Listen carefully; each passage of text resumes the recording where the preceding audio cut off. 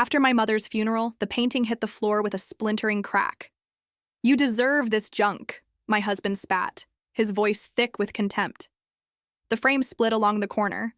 Something small slid out, clinking against the wood floor. A key, old brass, cold in my palm. He stormed out, muttering about how my sister got 3 houses while I got garbage. I stood there staring at that key, my heart tightening. The crack in the frame revealed something else. Paper folded into the backing. I pulled it free. A map, and a name I hadn't heard in years. I met Daniel when I was 21. He had the charm of a man who'd never been told no. He said I was grounded and pure, like I was some rare find. I thought I'd found safety. For years, I played the role. Beautiful wife, steady partner. But I started to notice the way he flinched at the word debt, the strange bank statements. I never saw the locked drawer in his study. When my mother died, I thought he'd comfort me. Instead, he calculated what she left behind. And when I didn't get property or money, just a single painting, he decided it was worthless. He didn't know my mother. He didn't know her secrets. The map led me to a bank downtown. Safety deposit box, X173. I told Daniel I was going to see a friend.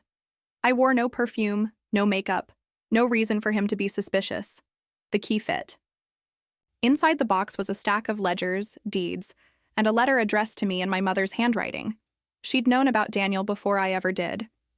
She wrote about the kind of man who drains the life out of those around him. She'd moved her assets, 3 rental properties, a sizable savings account, into a trust under my name, hidden until she passed. She warned me, "Don't let him touch it, and don't tell him you have it." For the first time in months, I felt my pulse steady. I didn't confront him. I didn't change a thing.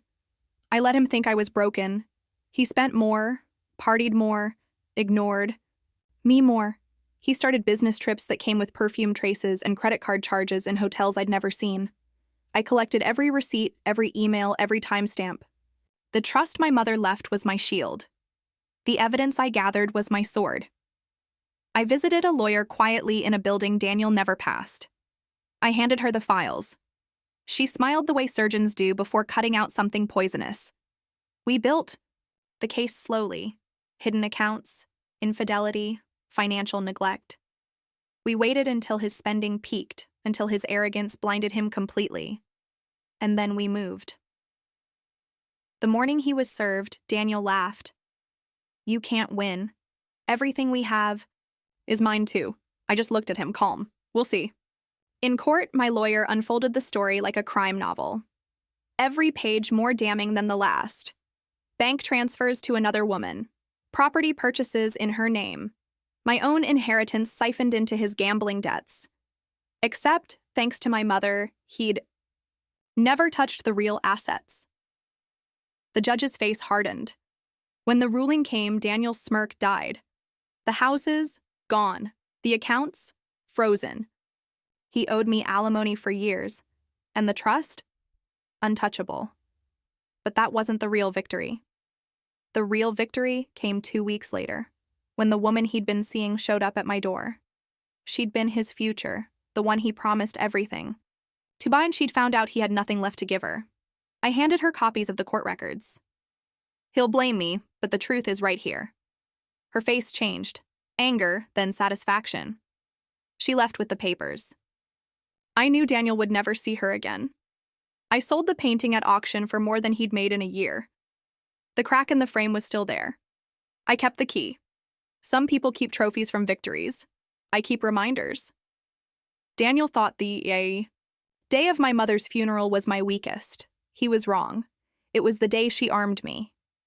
People ask if I ever think about him now. I don't. Not because I've forgotten, but because I've already written the ending. I don't replay scenes from stories I've finished.